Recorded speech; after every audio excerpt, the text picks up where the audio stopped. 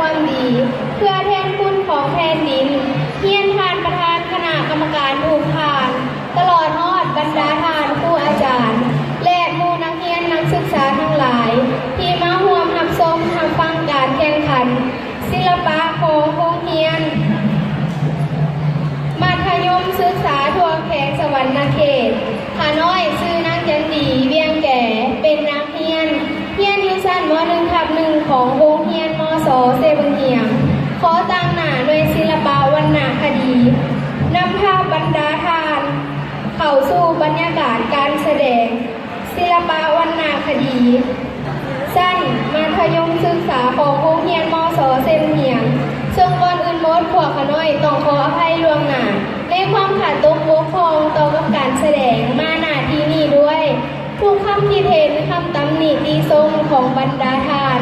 จะเป็นบทเรียนอันล้ำค่าเพื่อปรับปรุงการแสดงให้มีความดูดดื่มละเอียดอ่อนในต่อหน้าบรรดาทานที่เข้าโลกมื้อนี้ด้วยศิลปะของโรงเรียนจะนำเอาบทพรซึ่งมีการแสดงสะท้อนถึงประวัติศาสตร์ความเป็นมาของศาสตร์ลาวในภารกิจการต่อสู้ญาติเอาเอกราชปลดแอกออกจากการครอบครองของจักรพรรดิต่างดาว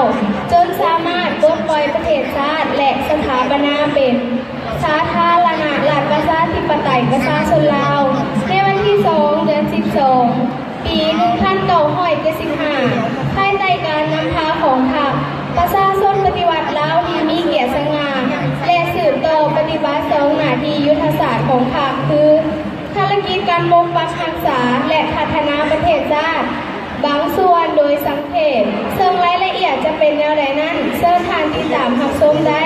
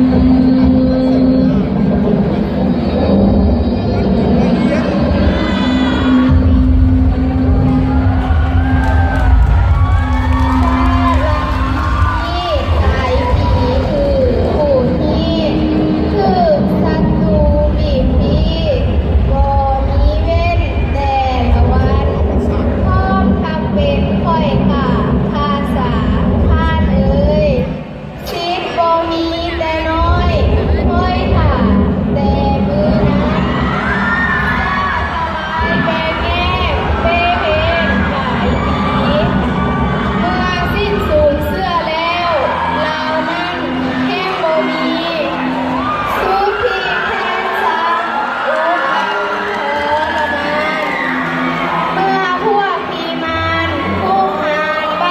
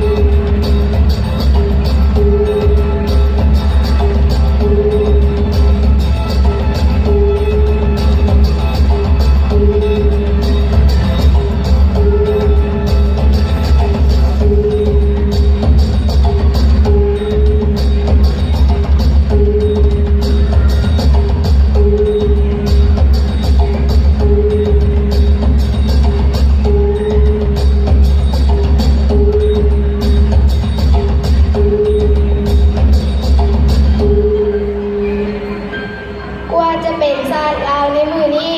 คนลาวต้องผ่านผ่าเสียสละเลือดเนื้อพวกเฮาขอน้อมไว้อะไร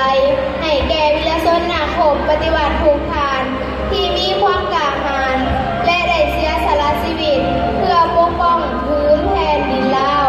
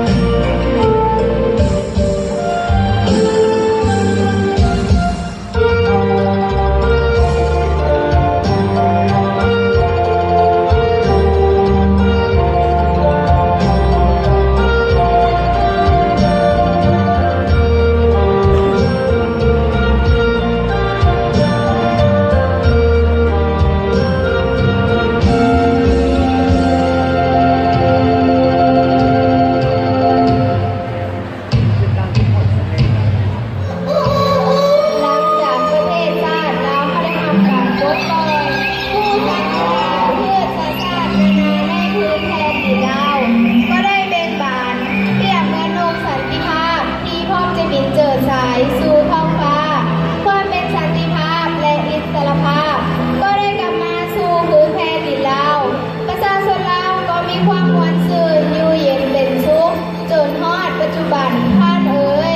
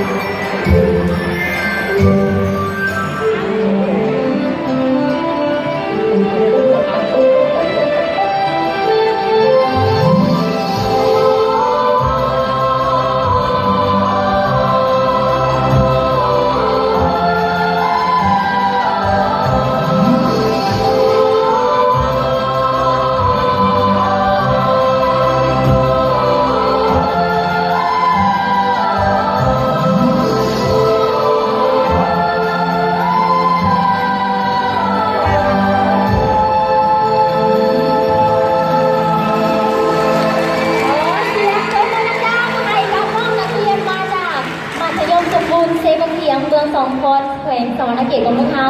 ชื่อว่ายิ่งใหญ่และก็อลังการเบิ่งจากทุ่งนี่ก็ใหญ่แล้วเนาะกับภูมิศาสตร์ลาวนั่นเอง